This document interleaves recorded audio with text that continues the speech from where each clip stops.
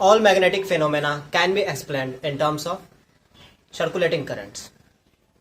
Hello everyone, आज के class में आप लोग पढ़ेंगे मैग्नेटिक प्रॉपर्टीज ऑफ मटेरियल्स।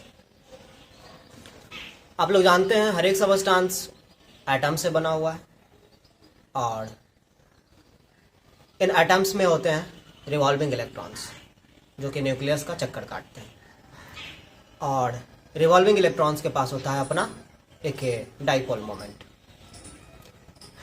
किसी भी सबस्टांस में बहुत सारे ऐसे रिवॉल्विंग इलेक्ट्रॉन्स हैं। इनमें से किसी पार्टिकुलर इलेक्ट्रॉन के मैग्नेटिक मोमेंट को मैं एम आई वेक्टर से डिनोट करता हूँ, means magnetic moment of ith electron. तो ith इलेक्ट्रॉन का मैग्नेटिक मोमेंट है एम आई वेक्टर। तो उस सबस्टांस का नेट मैग्नेटिक मोमेंट कितना होगा? ith इलेक्ट्रॉन का मैग्नेटिक मोमेंट है एम आई वेक्टर और इस तरह के जितने भी इलेक्ट्रॉन्स हैं उन सब के मैग्नेटिक मोमेंट्स को जब आप ऐड कर देंगे तो आप लोगों को मिल जाएगा नेट मैग्नेटिक मोमेंट। एक ऑर्डिनरी मैटर के लिए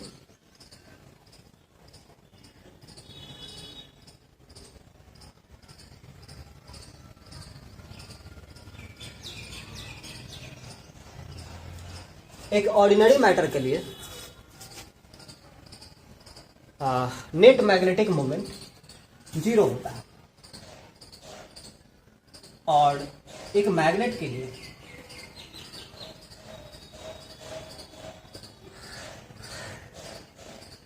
net magnetic moment non zero होता है। एक मैग्नेट के पास जो है अपना नेट मैग्नेटिक मोमेंट है और एक ऑर्डिनरी मैटर जैसे कि प्लास्टिक हो गया, ये जैसे कि स्टील का रॉड हो गया जो कि नॉन मैग्नेटाइज हो, तो सॉफ्ट आयरन हो गया, ये सब जो है नॉन मैग्नेटाइज्ड है और इनका नेट मैग्नेटिक मोमेंट 0 है। ओके, और मैग्नेट के पास जो है अपना नेट मैग्नेटिक मोमेंट होता है। क्योंकि इनके पास नेट मैग्नेटिक मोमेंट है इसलिए ये मैग्नेटिक फील्ड प्रोड्यूस करते हैं इस इक्वेशन के अकॉर्डिंग।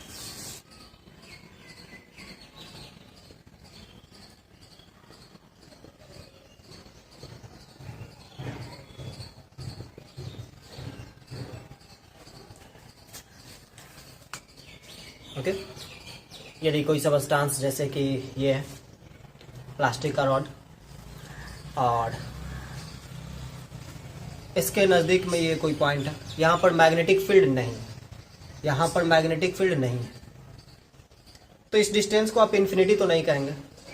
अब ये डिस्टेंस इन्फिनिटी है नहीं, ये कांस्टेंट है, ये भी कांस्टेंट है, 2 भी कांस्टेंट है और आपको फील्ड जो है वो 0 मिलता है। इस पॉइंट पर फील्ड आपको 0 मिलता है। तो क्लियर है कि ये फील्ड तभी 0 होगा जब नेट मैग्नेटिक मोमेंट, मुझे यहाँ नेट लिखना चाहिए, राइट, इस सबस्टांस का नेट मैग्नेटिक मोमेंट 0। तो एक ऑर्डिनरी मैटर के लिए जो है नेट मैग्नेटिक मोमेंट 0 होता है और एक मैग्नेट के लिए ये नेट मैग्नेटिक मोमेंट जो है वो नॉन जीरो होता है। ओके, यदि आप एक ऑर्डिनरी मैटर को एक्सटर्नल फील्ड में रखते हैं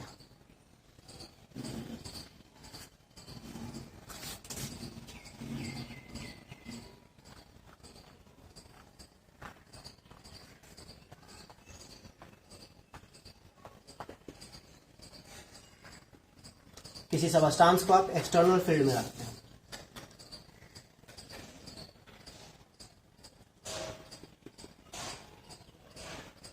तो दो बातें हो सकती हैं।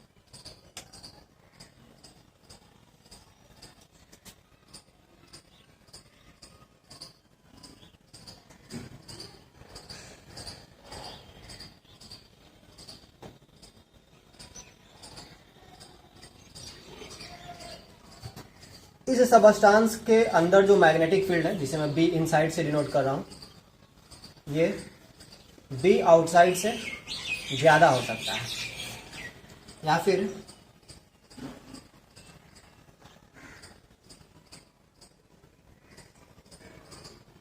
इस सबस्टांस के अंदर जो नेट मैग्नेटिक फील्ड होगा, कलर चेंज करके बनाता हूं,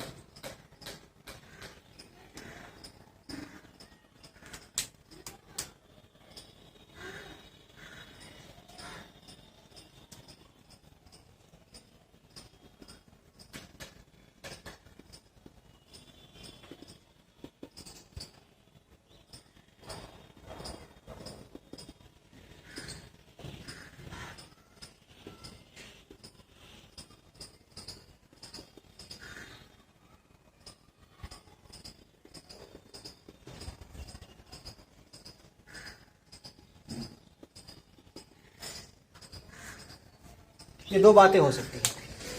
यदि आप एक ऑर्डिनरी मैटर को एक एक्सटर्नल मैग्नेटिक फील्ड में रखेंगे तो हो सकता है कि उस मैटर के अंदर, उस सबस्टांस के अंदर जो मैग्नेटिक फील्ड होगा वो एक्सटर्नल फील्ड से ज्यादा हो या फिर वो एक्सटर्नल फील्ड से कम।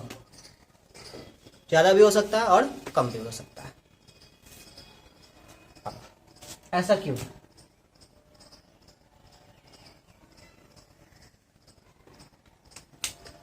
आपने देखा है एक आयरन नेल, आयरन का एक कांटी ले लिया जाए, है ना, पिन, और उसे दूसरे आयरन नेल के साथ चिपकाने का कोशिश करें तो दोनों के बीच अट्रैक्शन नहीं होता है। दो आयरन नेल एक दूसरे को अट्रैक्ट नहीं करते, लेकिन उनमें से किसी एक आयरन नेल को हम मैग्नेट के कांटेक्ट में रख दें, एक मैग्नेट से चिपका दें, और तब दूसरे आयरन नेल को हम पहले आयरन नेल के पास ले जाएं तो उन दोनों के बीच अट्रैक्शन होता है। रीजन है मैग्नेटाइजेशन। आप लोगों ने पढ़ा है polarisation of dielectrics. Electrostatics में आप लोगों ने पढ़ा था पोलराइजेशन ऑफ डाई इलेक्ट्रिक्स। एक एक्सटर्नल फील्ड में जब एक डाई इलेक्ट्रिक सबस्टांस को रखते हैं तो उस डाई इलेक्ट्रिक सबस्टांस के अंदर जो है एक नेट डाइपोल मोमेंट इंड्यूस हो जाता है, जिसे हम लोग इंड्यूस्ड डाइपोल मोमेंट कहते थे, और इस फेनोमेनन को बोलते थे इंडक्शन या फिर पोलराइजेशन। जस्ट लाइक यहाँ भी इस ऑर्डिनरी मैटर का नेट मैग्नेटिक मोमेंट 0 है, लेकिन जब एक्सटर्नल फील्ड में रखते हैं तब इस मैटर के पास net magnetic moment non zero हो जाता है। ये मैग्नेटाइज हो जाता है either in the direction of external field और in the direction opposite to the external field. मतलब ये सबस्टांस जो है अपना एक नेट डाइपोल मोमेंट इंड्यूस कर लेता है, या तो आउटसाइड फील्ड के डायरेक्शन में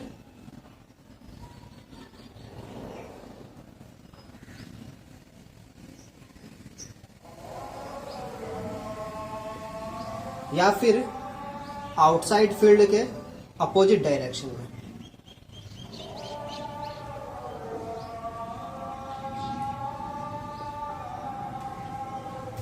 जब भी हम लोग एक्सटर्नल फील्ड में एक ऑर्डिनरी मैटर को रखते हैं तो उस मैटर में, उस सबस्टांस के अंदर नेट डाइपोल मोमेंट डेवलप हो जाता है।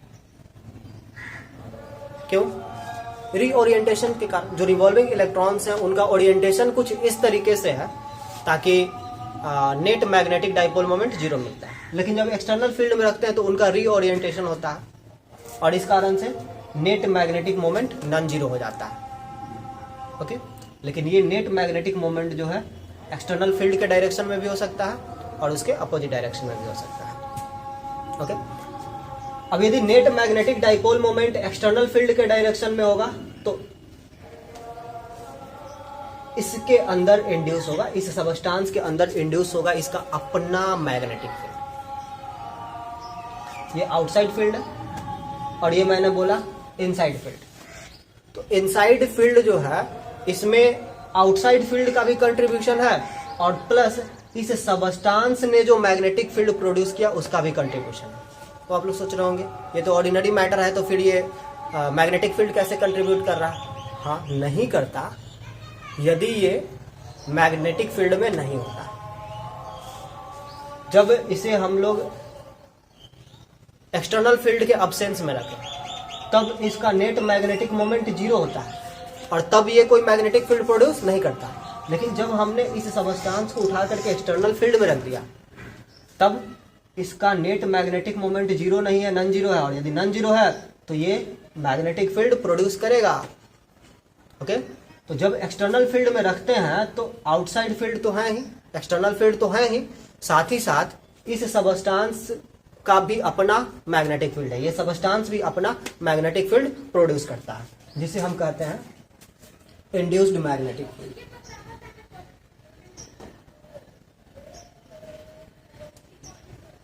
मैग्नेटाइजेशन के डायरेक्शन में होगा। अब देखिए induced magnetic field outside field के डायरेक्शन में है कब? यदि मैग्नेटाइजेशन सेम डायरेक्शन में हो तब जो है इनसाइड फील्ड का वैल्यू आउटसाइड फील्ड से ज्यादा होगा।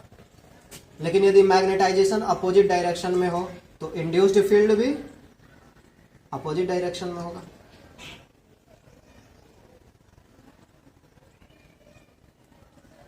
और यदि इंड्यूस्ड फील्ड अपोजिट डायरेक्शन में होगा तो देखिए, तो आउटसाइड फील्ड और इंड्यूस्ड फील्ड इन दोनों का वेक्टर सम जो है वो आउटसाइड फील्ड से कम होगा, क्योंकि अपोजिट डायरेक्शन में है तो ये आउटसाइड फील्ड से सबट्रैक्ट करना होगा मैग्नीट्यूड को, तो इनसाइड फील्ड जो है वो आउटसाइड फील्ड से कम होगा।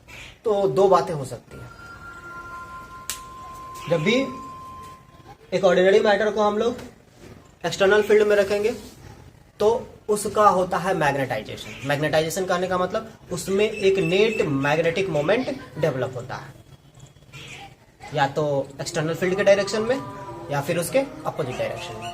यदि एक्सटर्नल फील्ड के डायरेक्शन में मैग्नेटाइजेशन इंड्यूस होता है, डेवलप होता है, तब इंड्यूस्ड फील्ड भी एक्सटर्नल फील्ड के डायरेक्शन में होगा, जिस कारण से इस सबस्टांस के अंदर नेट मैग्नेटिक फील्ड जो है, जिसे मैं बी इनसाइड से डिनोट कर रहा हूं, वो आउटसाइड फील्ड से ज्यादा हो जाएगा। लेकिन यदि मैग्नेटाइजेशन अपोजिट डायरेक्शन में होता है तब इंड्यूस्ड फील्ड भी अपोजिट डायरेक्शन में होगा, और इस कारण से जो नेट मैग्नेटिक फील्ड है, जिसे मैं बी इनसाइड से डिनोट कर रहा हूं, वो एक्सटर्नल फील्ड से कम होगा। अब ये मैग्नेटाइजेशन सेम डायरेक्शन में कब होता है और अपोजिट डायरेक्शन में कब होता है, वो अगले लेक्चर में आप लोग पढ़ेंगे। ओके,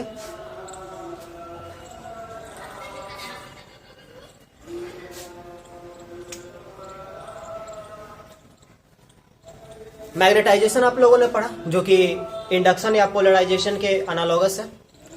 अब क्वांटिटेटिवली मैग्नेटाइजेशन को हम लोग कैसे डिफाइन करते हैं, तो याद कीजिए पोलराइजेशन आप लोग कैसे डिफाइन करते थे। Dipole moment, induced dipole moment per unit volume is called polarisation. Same उसी तरीके से यहाँ मैग्नेटाइजेशन को भी डिफाइन करते हैं।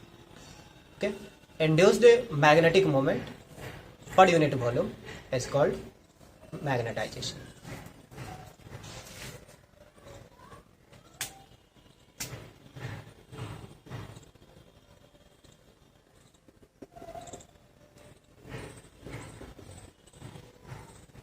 मैग्नेटाइजेशन, जिसे मैं एम वेक्टर से डिनोट कर रहा हूं, इसका डिफिनीशन है net magnetic moment sigma M I vector per unit volume. Okay, और इसका ऐसा यूनिट, इसका ऐसा यूनिट होता है, अब देखिए मैग्नेटिक मोमेंट का ऐसा यूनिट होता है एम्पियर स्क्वायर्ड मीटर, और वॉल्यूम का ऐसा यूनिट होता है क्यूबिक मीटर। तो आप लोग को मैग्नेटाइजेशन का ऐसा यूनिट क्या मिलना चाहिए, एम्पियर पर मीटर, और इसका डायमेंशन, एम्पियर का ए, और पर मीटर, मीटर किसका है, लेंथ का, ये हो जाएगा एल इनवर्स। ओके, तो इसका डायमेंशन हो गया ए एल इनवर्स। ओके, अब ये पाया गया है कि इंड्यूस्ड मैग्नेटिक फील्ड जो है वो मैग्नेटाइजेशन का डायरेक्टली प्रोपोर्शनल होता है। ओके, और पाया क्या गया है, आप लोग इस इक्वेशन से जानते भी हैं, राइट। तो फिर आप कह सकते हैं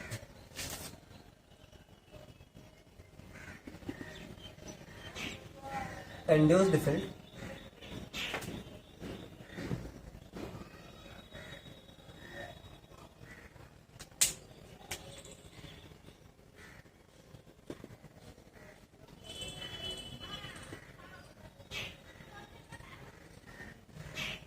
इंड्यूस्ड फील्ड जो कि इस सबस्टांस का, इस मैटर का अपना फील्ड है।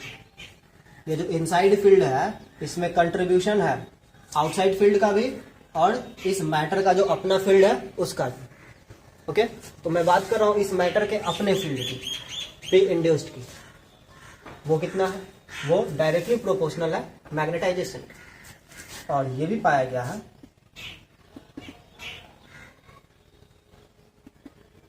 कि यहाँ जो कांस्टेंट होता है, प्रोपोर्शनलिटी कांस्टेंट, वो है म्यू नॉट। तो आप लोग को इक्वेशन मिला B induced vector is equal to mu nought M vector. Okay, आप लोग इसे ऐसे भी लिख सकते हैं M vector is equal to B induced vector upon mu nought. यहां पर एक क्वांटिटी है जिसका डायमेंशन है ए एल इनवर्स, ठीक है, और ये क्वांटिटी डिफाइंड है as the ratio of induced field and mu nought. Okay, ये बताता है कि ये किस हद तक मैग्नेटिक बिहेवियर शो कर रहा है, इंटेंसिटी ऑफ मैग्नेटाइजेशन। ओके, क्या बताता है? इंटेंसिटी ऑफ मैग्नेटाइजेशन या फिर मैग्नेटाइजेशन, राइट। बी इंड्यूस्ड और म्यू नॉट का जो रेशियो है वो आपको बताता है मैग्नेटाइजेशन या फिर इंटेंसिटी ऑफ मैग्नेटाइजेशन। कहने का मतलब dipole moment, net dipole moment per unit volume, right. अब समझिए, ये जो आउटसाइड फील्ड है, ये जो आउटसाइड फील्ड है ये कहाँ है? वैक्यूम में, ठीक है। और आपने इंट्रोड्यूस किया यहां पर एक मीडियम, ठीक है।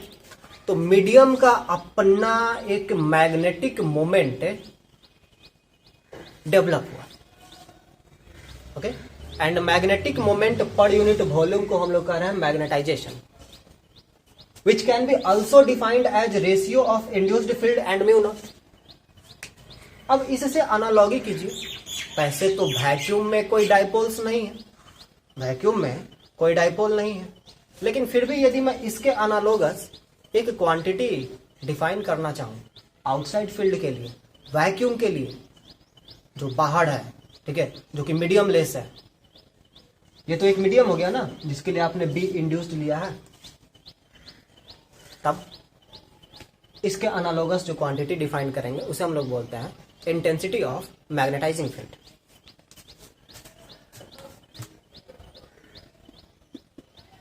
इंटेंसिटी ऑफ मैग्नेटाइजिंग फील्ड, या फिर इसी को हम लोग बोलते हैं मैग्नेटिक इंटेंसिटी, मैग्नेटिक इंटेंसिटी, जिसे हम लोग एच वेक्टर से डिनोट करेंगे। ये डिफाइन करने का जो पर्पस है वो सिर्फ यही है कि हम लोग मैग्नेटाइजेशन का जो डायमेंशन है ना, उसी डायमेंशन का एक और क्वांटिटी डिफाइन करें। किसके लिए? For outside field. ज्यादा इसमें कुछ दिमाग लगाने की जरूरत नहीं है।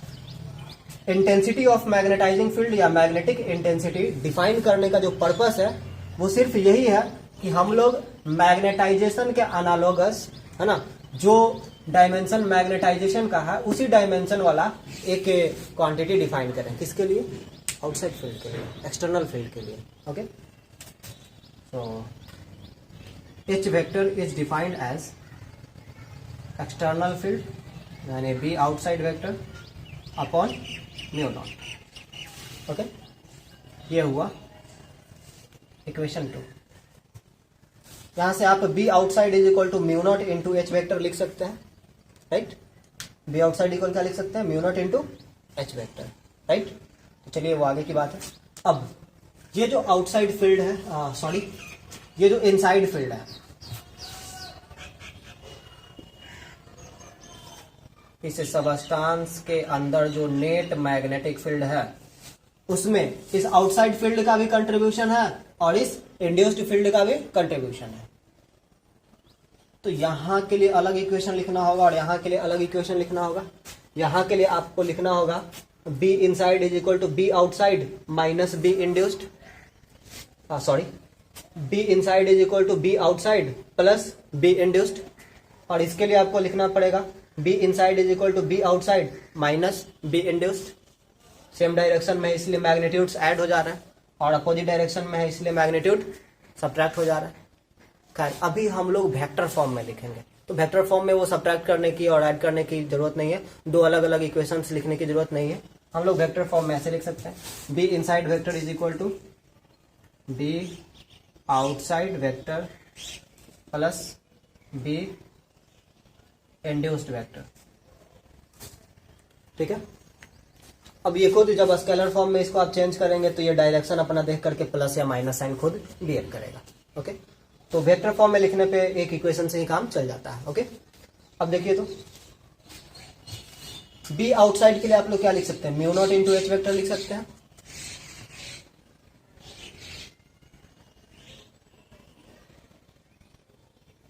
म्यू नॉट एच वेक्टर, और बी इंड्यूस्ड के लिए आप लोग क्या लिख सकते हैं, mu not into M vector, right. इन दोनों में म्यू नॉट कॉमन है,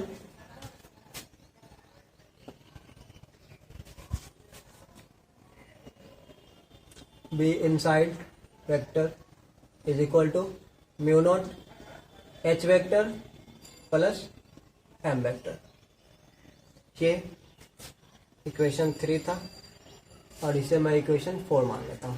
ओके, अब ये पाया गया है कि किसी भी सबस्टांस का मैग्नेटाइजेशन, यदि कोई सबस्टांस नॉन मैग्नेटाइज्ड है इनिशियली और उसे हम एक्सटर्नल फील्ड में रखते हैं, तो उस सबस्टांस का मैग्नेटाइजेशन डायरेक्टली प्रोपोर्शनल होता है इंटेंसिटी ऑफ मैग्नेटाइजिंग फील्ड की।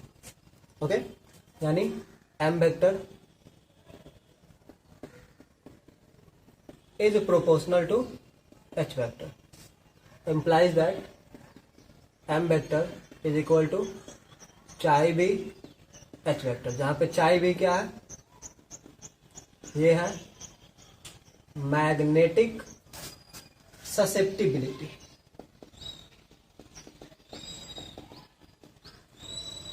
जहां पर chi b है मैग्नेटिक ससेप्टिबिलिटी। अब इसे जो है आप लोग इक्वेशन 4 में पुट कीजिए।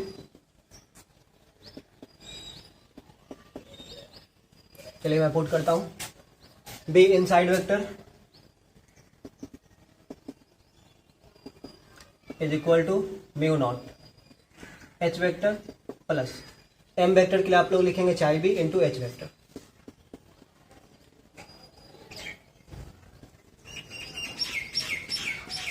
यहां से एच वेक्टर को कॉमन कर लिया जाएगा,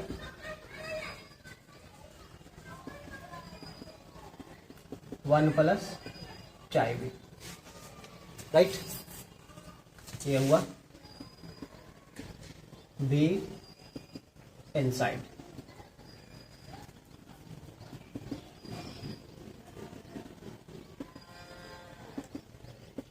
is equal to, again B inside is equal to mu nought 1 plus chi B into H vector. अब थोड़ा सा हम लोग वापस आते हैं इलेक्ट्रोस्टैट पर। Coulomb law for charges in vacuum, यदि इलेक्ट्रिक फील्ड की बात करें तो हम लोग लिखते हैं 1/4 pi epsilon nought q upon r square, यदि वैक्यूम में हमें इलेक्ट्रिक फील्ड पता करना हो तब। लेकिन यदि किसी मीडियम में हमें इलेक्ट्रिक फील्ड पता करना हो तब हम लोग लिखते हैं E is equal to 1/4 pi epsilon q upon r square, या फिर इसे ऐसे भी लिखते हैं 1/4 pi epsilon nought epsilon r q upon r square. अब देखिए क्या है, मैं फिर से सारा माजरा समझाता हूं।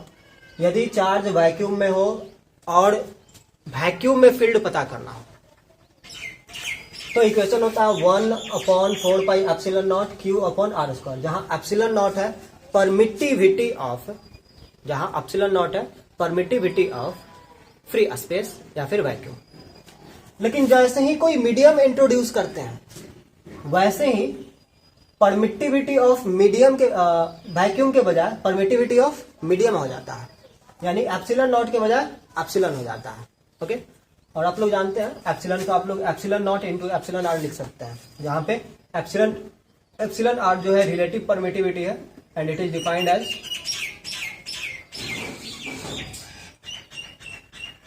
Epsilon upon epsilon nought, right. तो फिर से यदि चार्ज वैक्यूम में हो तो इलेक्ट्रिक फील्ड का इक्वेशन होगा 1/4 pi epsilon nought q upon r square, जहां पर एप्सिलॉन नॉट क्या है परमिटिविटी ऑफ फ्री स्पेस या फिर वैक्यूम। और यदि कोई मीडियम इंट्रोड्यूस हो जाए तो यहाँ एप्सिलॉन नॉट का जगह ले लेता है एप्सिलॉन, जो कि है परमिटिविटी ऑफ मीडियम, और परमिटिविटी ऑफ मीडियम को आप लोग लिख सकते हैं epsilon nought into epsilon r, right.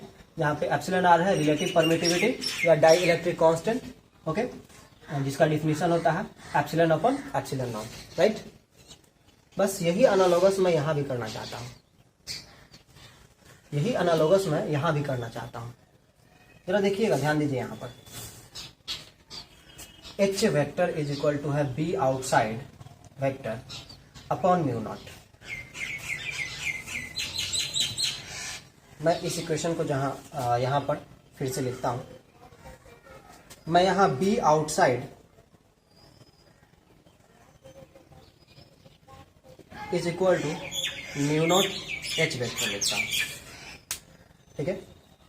यहाँ पर म्यू नॉट क्या है, ये है परमिएबिलिटी, जो कि परमिटिविटी का ही एनालॉगस है, ओके। तो थोड़ा सा फर्क होता है, इलेक्ट्रोस्टैटिक कांस्टेंट जो है 1 अपॉन एप्सिलॉन नॉट होता है और मैग्नेटिक कांस्टेंट जो है वो म्यू नॉट होता है, ओके। तो 1 अपॉन एप्सिलॉन नॉट का एनालॉगस है म्यू नॉट, ओके। अब ध्यान दीजिएगा, बी आउटसाइड का मतलब क्या है, जब कोई, ये देखिए बी आउटसाइड मतलब बिना सबस्टांस के, बिना कोई मीडियम के, ये जो मैटर अप्लाई किया गया है यहाँ पर, इंट्रोड्यूस किया गया है, उसको हटा करके हम लोग मैग्नेटिक फील्ड चेक करें।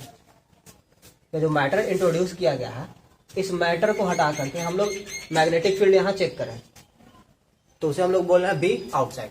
तो वहां पर क्या है, जब कोई मैटर इंट्रोड्यूस नहीं किया गया है, जब कोई मीडियम इंट्रोड्यूस नहीं किया गया, मीडियम लेस है यानी फ्री स्पेस है, वैक्यूम है, तो वैक्यूम के लिए, फ्री स्पेस के लिए मैग्नेटिक फील्ड जो है वो है म्यू नॉट इंटू एच, यानी magnetic field in free space is mu naught into H, इस इक्वेशन से आया है, okay.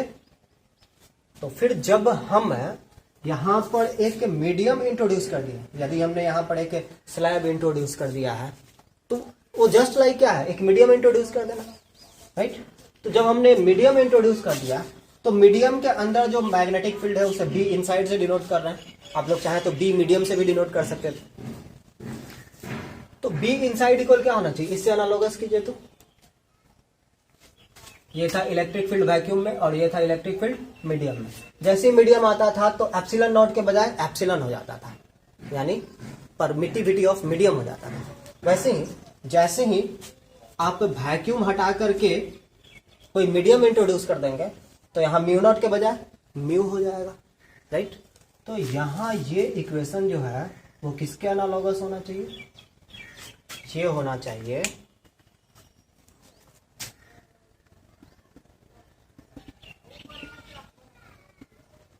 B inside vector is equal to mu H vector. बस वैक्यूम में म्यू नॉट एच वेक्टर और मीडियम में mu H.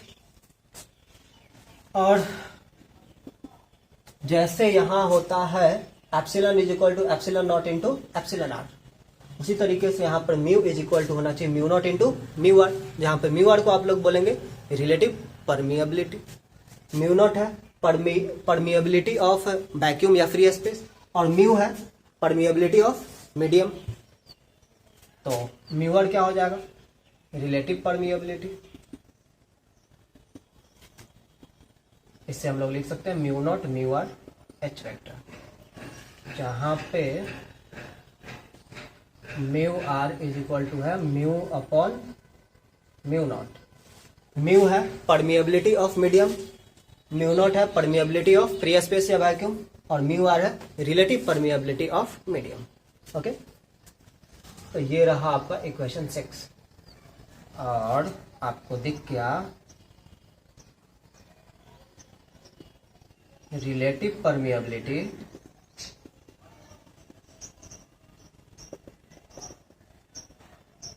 Mu r is equal to 1 plus chi B, okay.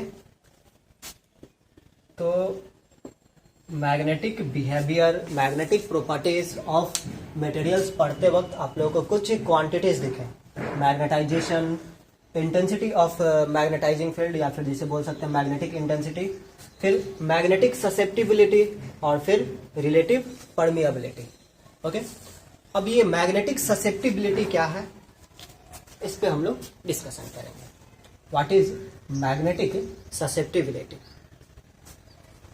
तो क्योंकि यहाँ बोर्ड पे जगह कम है तो पहले मैं बोर्ड क्लियर कर लेता हूँ, उसके बाद मैग्नेटिक ससेप्टिबिलिटी पे बात करता हूँ। ओके, तो आप लोगों ने पढ़ा था एक टर्म अभी अभी, magnetisation of a substance is directly proportional to H vector, यानी इंटेंसिटी ऑफ मैग्नेटाइजिंग फील्ड, या यूं कहिए मैग्नेटिक इंटेंसिटी। और यहां पर एक कांस्टेंट इंट्रोड्यूस हुआ था,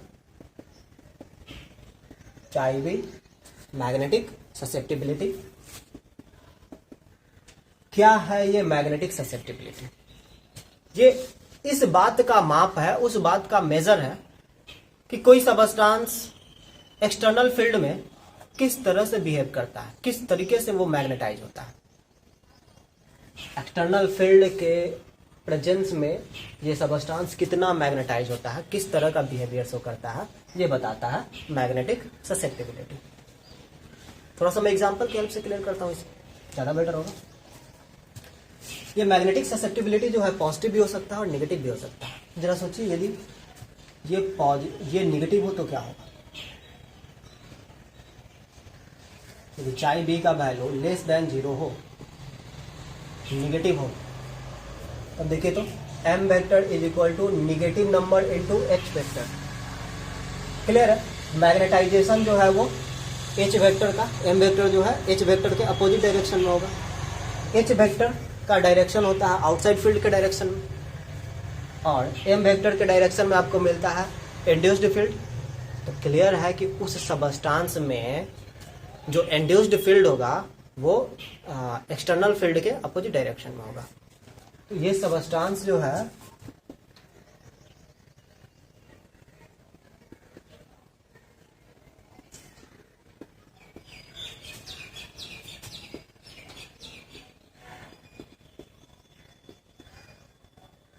किस तरह का मैग्नेटाइजेशन? Week magnetisation. ठीक है, क्योंकि निगेटिव में ये बहुत ज्यादा वैल्यू तक नहीं जाता है। ठीक है, तो मैग्नीट्यूड में ये छोटा वैल्यू रहता है। ओके, तो ये वीक मैग्नेटाइजेशन गेन करता है। Substance gets weak magnetisation in opposite direction of external field.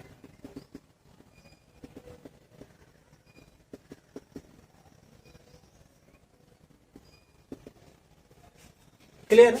चाई बी जो है आपको ये बता रहा है कि सबस्टांस का एक्सटर्नल फील्ड में रेस्पॉन्स कैसा है, एक्सटर्नल फील्ड में जाने पर वो सबस्टांस कैसा बिहेव करता है, उसके साथ सपोर्ट करता है या उससे मुंह फेर लेता है। Right?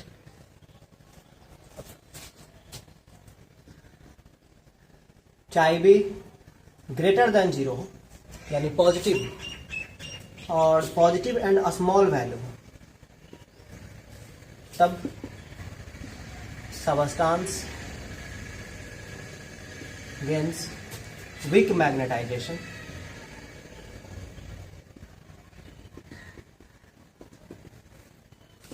in the same direction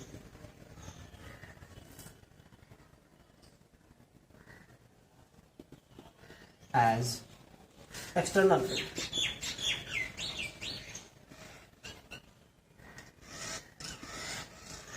substance उसी डायरेक्शन में मैग्नेटाइजेशन गेन करता है जिस डायरेक्शन में एक्सटर्नल फील्ड हो, क्योंकि पॉजिटिव है। हाँ, लेकिन ये स्मॉल है चाई बी का वैल्यू, इसलिए वीक मैग्नेटाइजेशन गेन करता है। लेकिन यदि चाई बी का value very much greater than 0 हो, मतलब लार्ज वैल्यू, पॉजिटिव भी हो और लार्ज भी हो, तब strong magnetisation. Substance gains a strong magnetization in the same direction as external field। और इसी बेसिस पर सबस्टांसेस को 3 कैटेगरी में बांटा गया है। ये है डायमैग्नेटिक,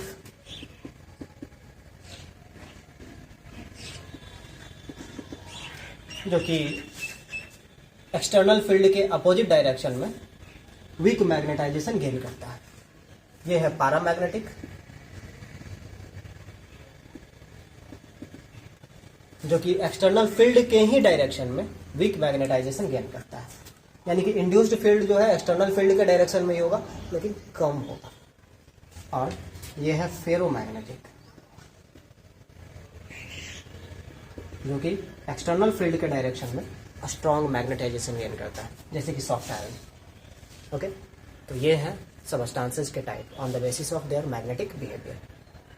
आप लोग पढ़ रहे हैं मैग्नेटिक प्रॉपर्टीज ऑफ मटेरियल्स, और ये आज का जो लेक्चर था, आज का जो क्लास था, ये इसका पहला क्लास।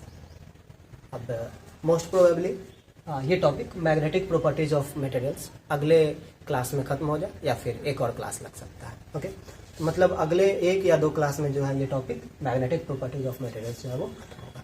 आज की क्लास में इतना ही। Thank you.